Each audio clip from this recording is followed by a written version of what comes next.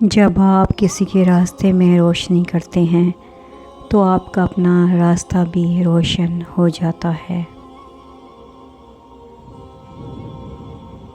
اگر یہ طے ہے کہ جو دیا ہے وہ لوٹ کر آئے گا تو کیوں نہ پھر صرف دعائیں ہی دی جائیں۔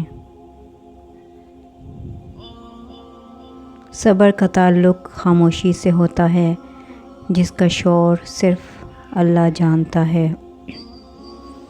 وقت گزرنے کے بعد اگر کسی کو کسی کی قدر آ جائے تو اسے قدر نہیں افسوس کہتے ہیں۔ ہم کچھ لوگوں کو زیادہ مقام دے کر بگاڑ دیتے ہیں۔ اگر وہ کم ظرف نکلیں تو وہ بدلے میں ہماری آنکھیں آنسو اور درد سے بھر دیتے ہیں۔ حضرت علی رضی اللہ تعالیٰ عنہ نے فرمایا، انسان کے جسم کا سب سے خوبصورت حصہ دل ہے۔ اگر یہی صاف نہ ہو تو چمکتا چہرہ کسی کام کا نہیں۔ اس رنگ برنگی دنیا میں خود کو اللہ کے رنگ میں ڈھال لینا ہی اصل کامیابی ہے۔ جھوٹ بول کر بھروسہ توڑنے سے بہتر ہے سچ بول کر رشتہ توڑ دیا جائے۔ رشتہ پھر جڑ جائے گا، بھروسہ کبھی نہیں جڑتا۔ رشتوں کو اتنا غلطیاں کمزور نہیں کرتیں جتنا غلط فہمیاں کرتی ہیں۔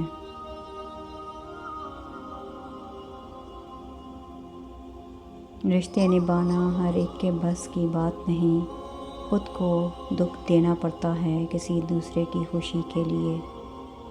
اپنی نیکیاں ایسے چھپاؤ جیسے اپنے گناہ چھپاتے ہو۔ آنکھوں کا پانی اور دل کی کہانی ہر کسی کی سمجھ میں نہیں آتی۔ جھانکنے کی بہترین جگہ اپنا گریبان اور رہنے کی صحیح جگہ اپنی اوقات ہے۔ اے دلوں کے بدلنے والے، میرے دل کو اپنے دین پر قائم رکھنا۔ آمین۔ رشتے خلوص سے بنتے ہیں، باتوں سے نہیں۔ کچھ لوگ باتیں کر کے بھی اپنے نہیں بن پاتے اور کچھ لوگ خاموش رہ کر بھی اپنے بن جاتے ہیں۔ کسی نے مجھ سے پوچھا کہ تمہارا اپنا کون ہے؟ ایک پل کی خاموشی کے بعد میرا جواب تھا، جو کسی اور کے لیے مجھے نظر انداز نہ کرے۔